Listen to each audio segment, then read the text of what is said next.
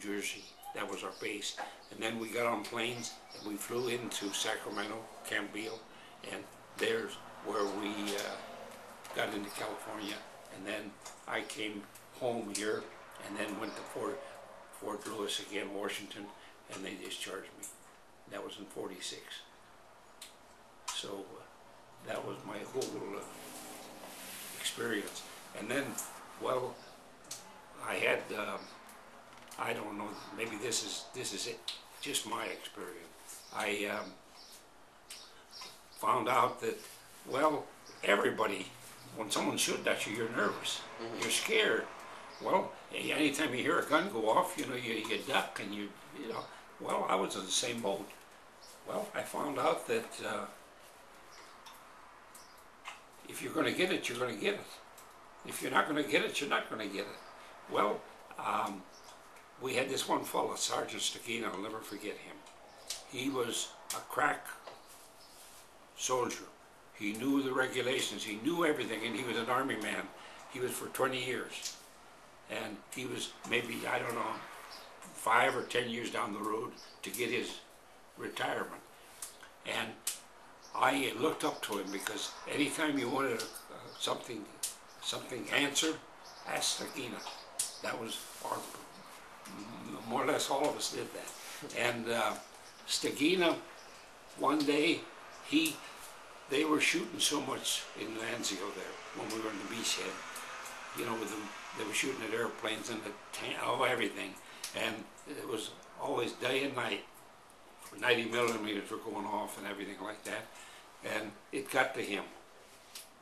And he took a case of sea rations, and in that you have enough for 8 men for 3 days. It's a box. And he took that box and he went down a cistern. And a cistern over there is every house has, they don't have wells.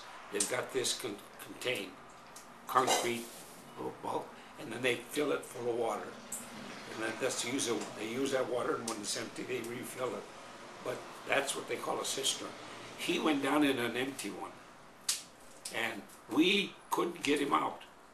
So the only way we could do was take a rope and throw it down there and twist it around him and pull him out. And when the poor guy came out, he could look at you, but he didn't know you. He didn't know anybody. His eyes were this big. He was shell-shocked. Wow. And that's when I found out that a person can get shell-shocked. And it's true, because he didn't know, so we sent him back to Naples, and I don't know what happened to Stakina. I never saw him after that. And that was my first experience. Second one was when I was motor officer, our ducks were going out, and they were sinking. We were losing them. Why? Nobody knew. And being as I was a motor officer, I says, I'm going to kind of investigate it. So I did. I went out and I investigated, and I found out that, well, in the duct you had pumps, but they were gear type. And they pumped all the water out because, you know, around the boots and everything in the duct, they were leaking, and that water comes in, you got to displace it. Well, I found out that the water wasn't being displaced. The pumps weren't working. And I found out why. Because the cargo nets were made out of some kind of hemp. And they were small pieces that would come off of the nets and fall in the bilge. And then the pumps would suck it in. And all of the entrances to the pumps were plugged. Well, then the duct, you know, you don't have any water. Yeah, and they would sink. Well, anyway, I talked to my captain. I was a first lieutenant then, and I told Kelly about the problem.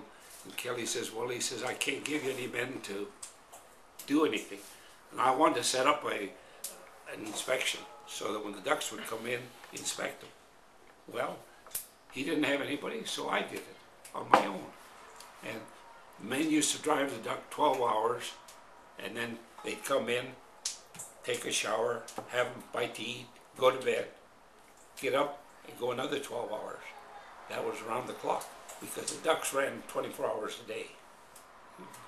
They needed you know, the equipment and material and everything. Yeah. So the only way we could keep up with the divisions, see, we sometimes service 3 or 4 divisions, and it was a tough one. Well, anyway, to make a long story short, I would bring these ducks in, and they had a deck in the bottom, they call it. It was made out of plywood, and if you open that up, you could see the bills in the bottom and the pumps and everything. So I issued an order, a company order, that every duct would come in, the driver would take the bilge out, the boards out, and clean the bilge. And then when he cleaned the bilge, I would okay it. He could go in, have his meal, have his shower, and go to bed. But I had to okay every one of the ducts. And 50 ducks, that's quite a few. Mm-hmm. Well, anyway, once I was sitting in this duct, and you know, they'd drive in like this, and I'd inspect them, and all of a sudden, I found myself 30 feet out of the duct. Just poof, like that. And what it was the Germans had a big cannon, and it was zeroed in on the beachhead. And they called it Anzio Annie. And that was the nickname they gave it. And it would fire a projectile 20 miles. Wow. And then the ships were another 5 miles out in the water.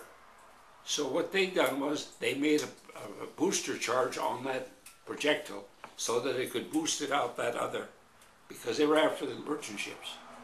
And I'm standing in that duct, and what it was, after I found out when I picked myself up, was one of these booster charges didn't fire when the projectile came over the beachhead, and it landed where? Right at my duct.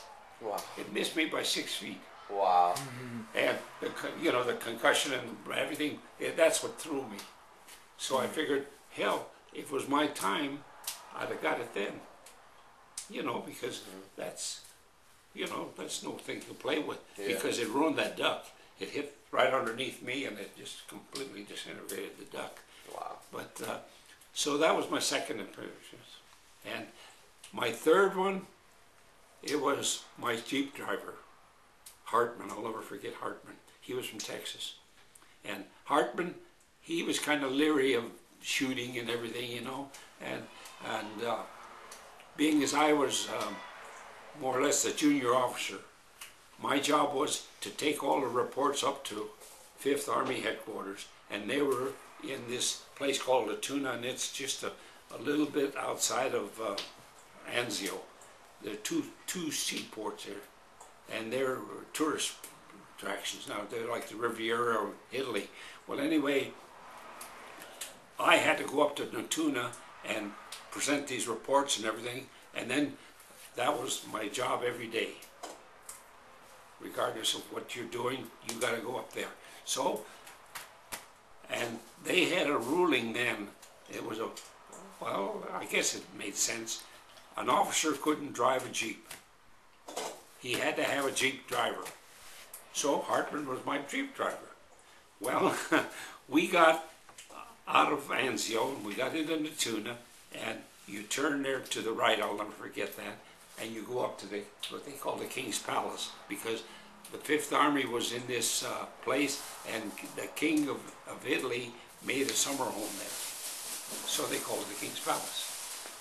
Well, anyway, we got into Latuna there and made the turn, and Hartman says to me, he says, Lieutenant, he says, would you mind if I stayed here, you went in? Because we had passed all the MPs. There was no more MPs to check us going in. And I said, sure, Herman, you just stay right here, and I'll go in. So I hopped in the old Jeep, and I took off. And I was up there about 2 hours presenting what I had to do. I came back, and when I left Hartman off, there was nothing left. Everything was leveled. The Germans laid in a barrage. Oh, wow. Never found Hartman. Wow. Never did, because he was completely torn to pieces. So I figured 3 things that